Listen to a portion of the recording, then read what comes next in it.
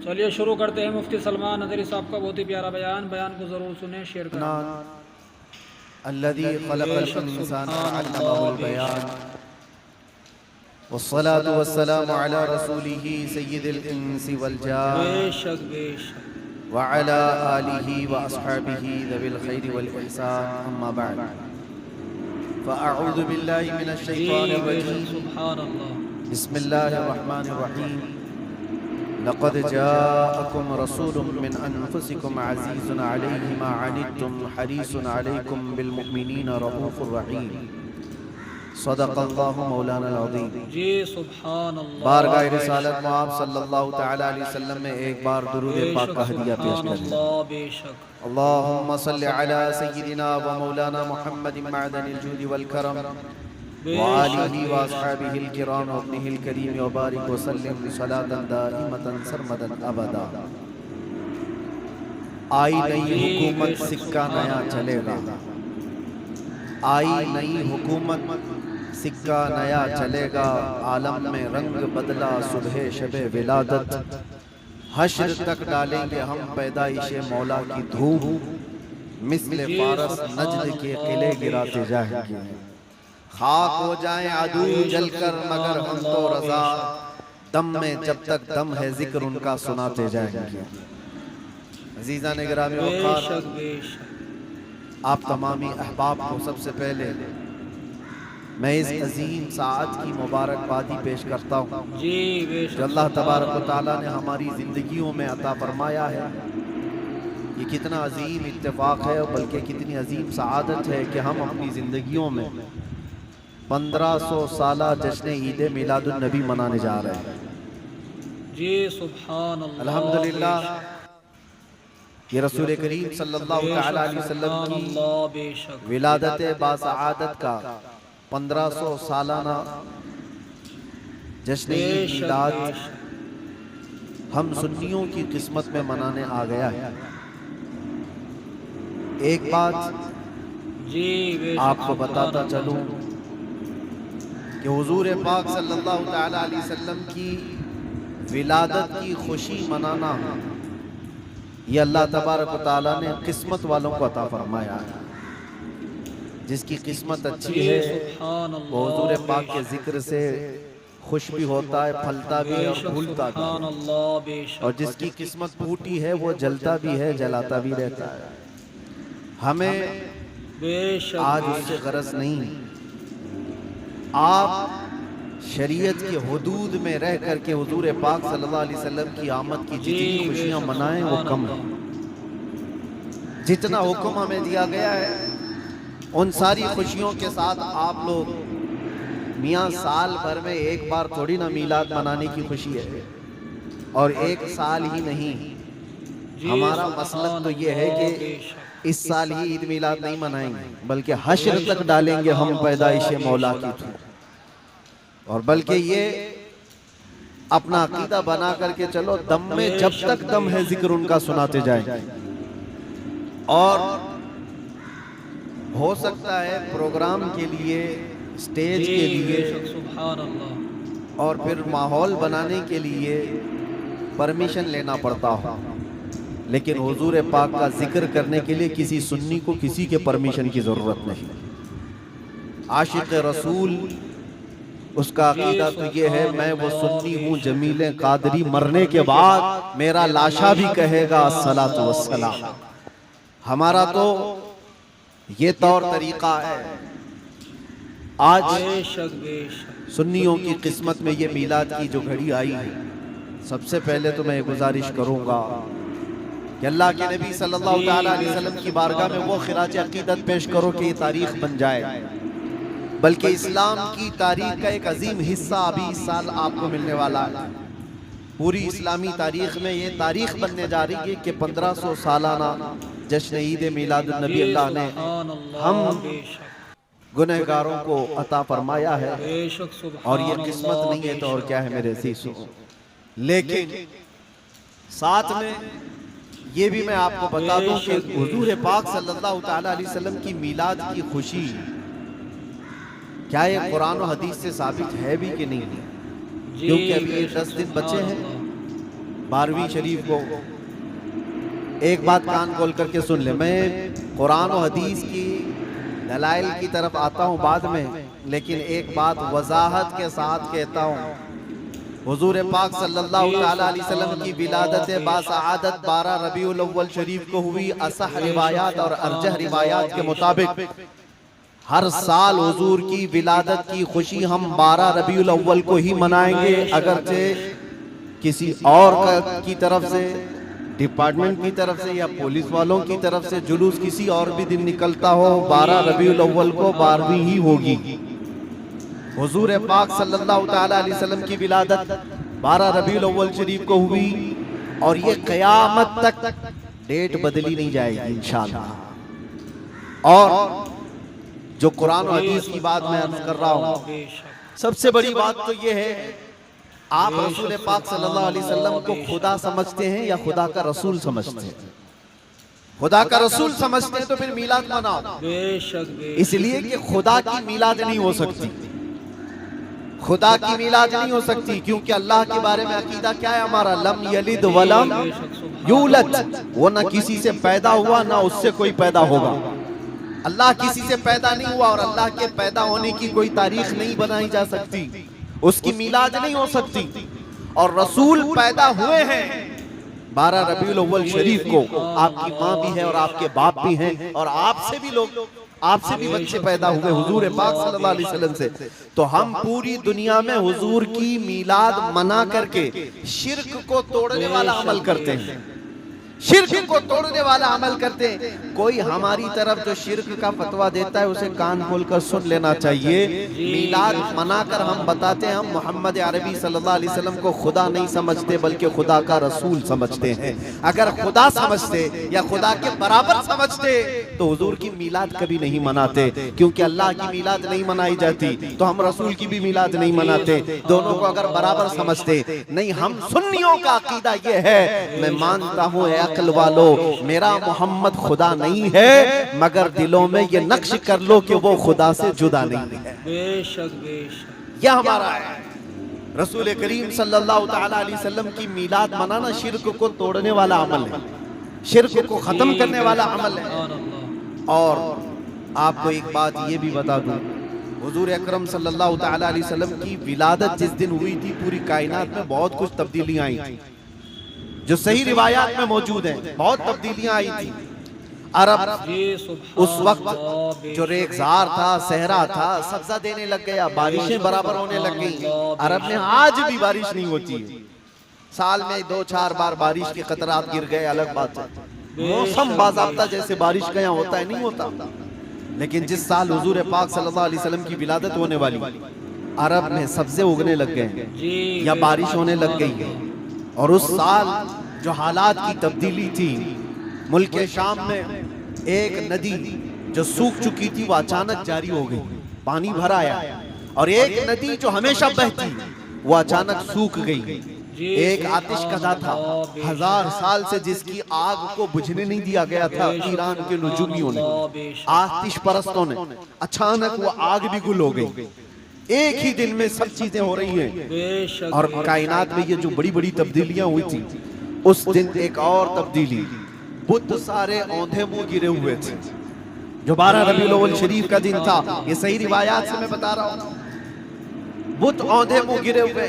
लेकिन एक बहुत बड़ा मसला हुआ था जिसकी तरफ इमाम अहले सुन्नत फाजिल बरेलवी रहमतुल्लाह ताला अलैह अपने शेर में इशारा करते हुए फरमाते हैं, क्या एक बहुत बड़ी तब्दीली ये हुई थी कि मुल्क फारस का जो बादशाह है किसरा, उसका किला इतना मजबूत था कि उसकी हिफाजत के लिए 1 लाख फौजी खड़े रहते थे, सिर्फ किले की हिफाजत के लिए। और वो किला इतना मजबूत कि उनका दावा था, उनका चैलेंज था कि इसको कोई तोड़ नहीं सकता, इसको मिटा नहीं सकता। लेकिन 12वीं शरीफ का दिन या सुबह के वक्त अचानक किले के अंदर जलजला आया और दीवार फट गई। और ऐसी फटी कि उसमें से एक आदमी जा सकता है, आ सकता है। आज भी वो शक्शुदा दीवार के साथ किला मौजूद है इराक में, जिसको किलातुल कसरा कहा जाता है आज भी। अब आप अंदाजा करें 2000 साल से वो किला आज तक मौजूद है तो उस वक्त कितना मजबूत रहा होगा। उस वक्त किले के अंदर जलजला आया और तख्त उलट गया, दीवार में दरार पड़ गई। वो दरार आज भी मौजूद है। बादशाह हैरान और परेशान। दूसरे दिन सारे नजूमियों को बुलाया गया और पूछा गया कि ये क्या माजरा है कि इतना मजबूत किला कैसे ये टूट गया, या इसकी दीवार में शगाफ कैसे आ गई है। तो सारे नजूमियों ने अपने इल्म के मुताबिक जो नतीजा निकाला, बादशाह से कहा दर हकीकत ये जलजला आम जलजला नहीं है, ये तेरी दीवार का टूट जाना ये आम सी बात नहीं है। हमारा इल्म ये बता रहा है कि इस रुए जमीन पर अल्लाह का कोई नबी पैदा हुआ है जो तेरी सल्तनत को खत्म करने वाला है। एक बच्चा अरब में ऐसा आया है, आई नई हुकूमत, सिक्का नया चलेगा, आलम में रंग बदला, सुबह शबे विलादत। उस दिन जो हुआ था उसको इमाम अहले सुन्नत क्यों फरमाते हैं, वो एक दिन की बात है ना। हुजूर की विलादत हुई, फारस के किले में क्या हुआ, जलजला आया। हुजूर की विलादत इधर मक्का में हुई और मुल्क फारस में जलजला आया और किले के अंदर दरार आई। अब सुनो, आला हजरत कहते हैं हश्र तक डालेंगे हम पैदाइश मौला की धूम, यानी कयामत तक हम रसूलुल्लाह की मिलाद का जिक्र धूमधाम से मनाएंगे। इसका असर क्या होगा, फारस में तो देखा था किले में जलजला आ गया था, हुजूर के पैदाइश के जिक्र से ही किला हिल गया था। अब हम जब जिक्र करेंगे मिसले फारस नजद के किले गिराते जाएंगे, मिसले फारस नजद के किले गिराते जाएंगे।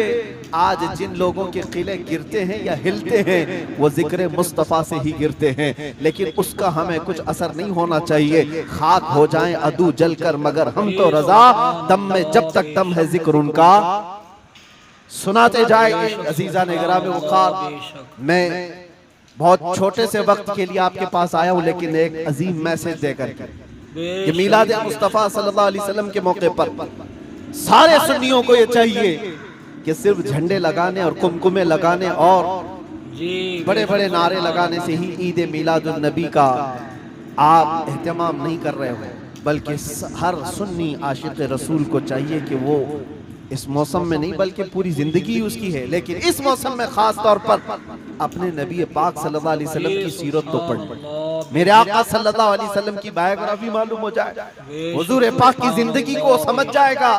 तो मेरे अजीजों, ये हवाओं के झोंकों से उसका कभी कुछ बाल बेका नहीं हो सकता। जो नबी पाक सल्लल्लाहु अलैहि वसल्लम को पढ़ा हुआ है वो तूफानों और आंधियों में अपना मजहब नहीं बदल सकता, वो लोगों की लालच पर अपना दीन का सौदा नहीं कर सकता।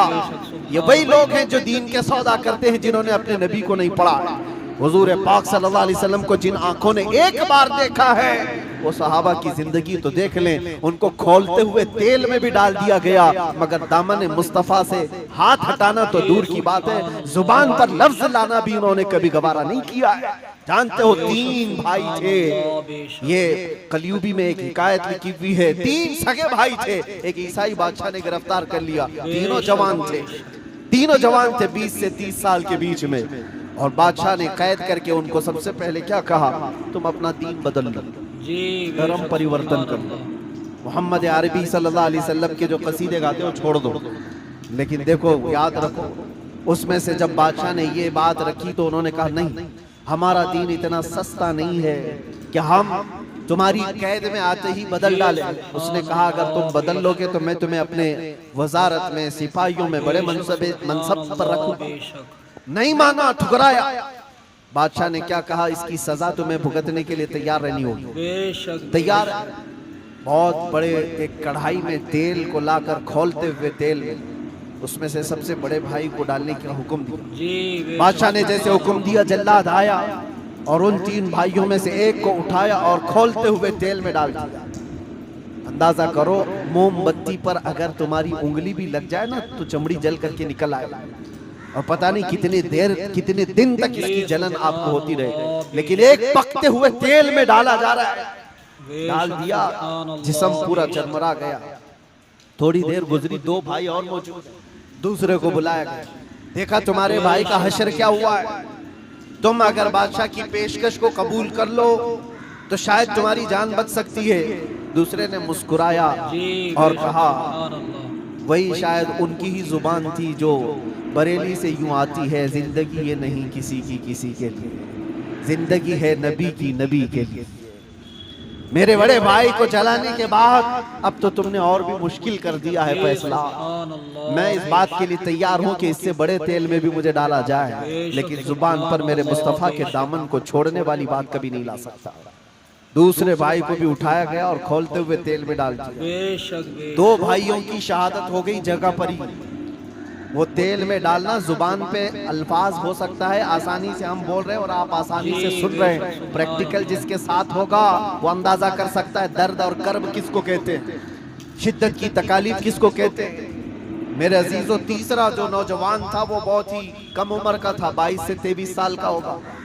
बादशाह का जो वजीर वहां पर था उसने देख करके बादशाह से कहा, इस लड़के को मेरे हवाले कर दीजिए, मैं इसको बदल करके लाऊंगा, मेरा चैलेंज है।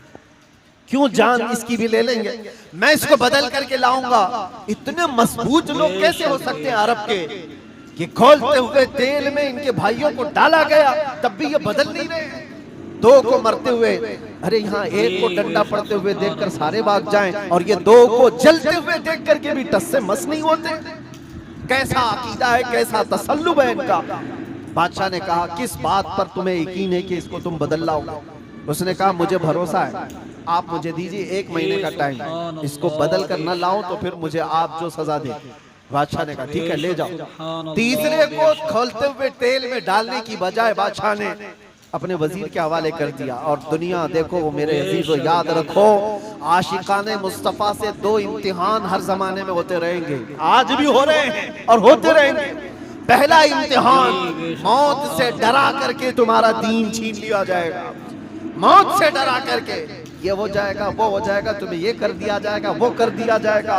मौत का डर, खौफ तुम्हारे कदमों में डगमगाहट लाने के लिए लाया जाता है। अगर मौत से नहीं डरता कोई आदमी तो उसके साथ दूसरा पैंतरा क्या खेला जाता है। ये दुनिया का दस्तूर है हमेशा से। जब देखती है दुनिया के ये मौत से डरता नहीं है तो फिर इसको औरत और दौलत की लालच से खरीदने की कोशिश की जाती है। ये 2 चीजें ऐसी हैं जो अच्छे अच्छों का सौदा कर जाती हैं। बहुतों ने अपना ईमान सिर्फ शबाब पर बेच दिया है, हुस्न शबाब को देखकर। औरतों के दिल दादा हुए या दौलत के दिल फरेब हो गए और उन्होंने अपना दीन का सौदा कर लिया है। नौजवानों याद रखो, तुम्हारी जिंदगी में अगर ये 2 इम्तिहानों में से कोई इम्तिहान आए तो अपने नबी पाक को याद कर लेना, हुजूर को याद कर लेना और अल्लाह के नबी सल्लल्लाहु अलैहि वसल्लम की बारगाह में ये इस्तिगासा कर लेना कि मेरे आका, बड़ा सख्त और कठिन वक्त आया है। दुनिया मौत से डरा करके कभी मेरा ईमान छीनने की कोशिश कर रही है, अगर उससे मैं नहीं डगमगाया तो दुनिया मुझे हुस्न शबाब की लालच दे करके अपनी तरफ लेना चाहती है। अब उस वजीर ने क्या किया, उस छोटे से नौजवान लड़के को अपने घर ले गया और उसकी बेटी थी जो निहायत हसीन और जमील, बहुत खूबसूरत लड़की उस वजीर की थी। अपनी बेटी को बुलाया और कहा, बेटी तेरे लिए एक काम देता हूँ, 1 महीना हमको मिला है, इस नौजवान को अपनी मोहब्बत में, अपने हुस्न जमाल में लेकर के आजा, बादशाह सलामत से जो इनाम चाहे तुझे ला करके दे दूंगा। अपनी लड़कियां आशिकाने मुस्तफा को खरीदने के लिए कल भी भेजे जाते थे, आज भी भेजी जा रही।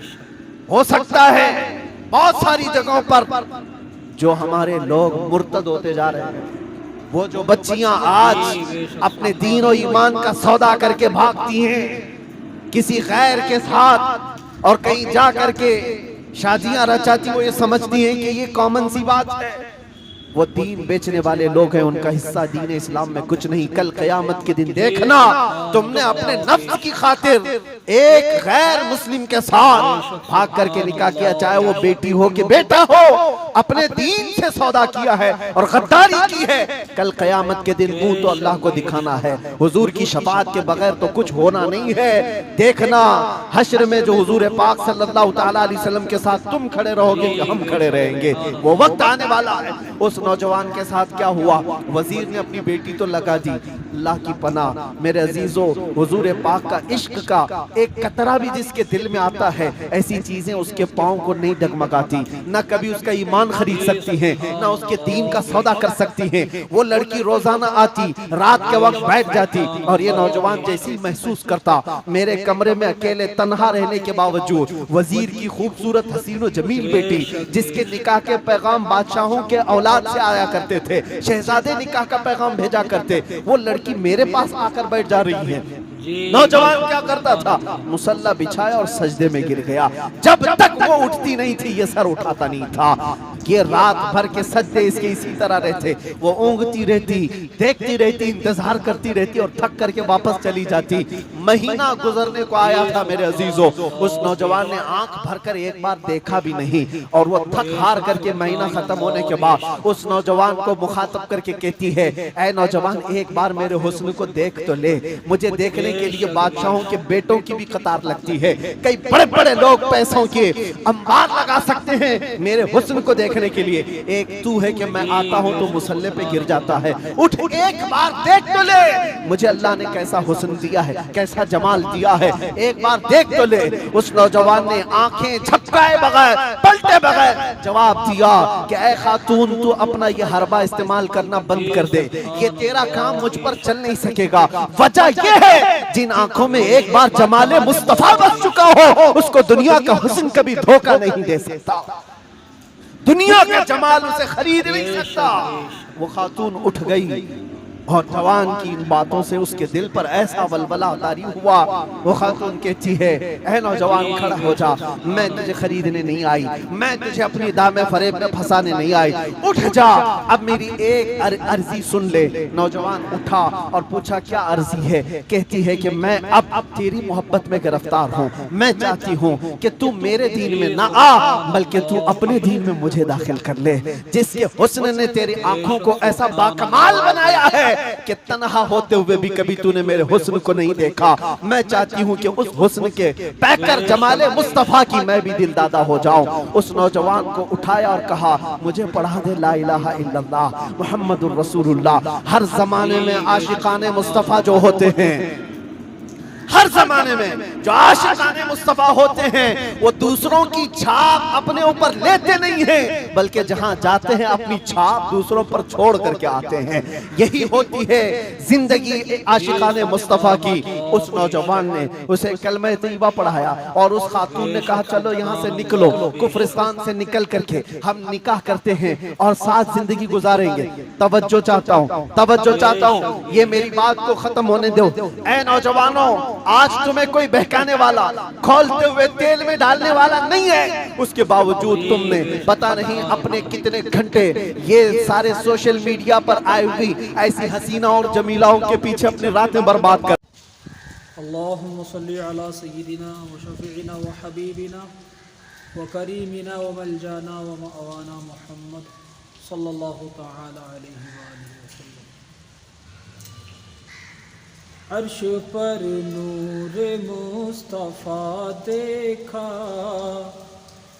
अर्श पर नूर मुस्तफ़ा देखा, अर्श पर नूर मुस्तफ़ा देखा, अर्श पर नूर मुस्तफ़ा देखा, अर्श पर नूर मुस्तफ़ा देखा।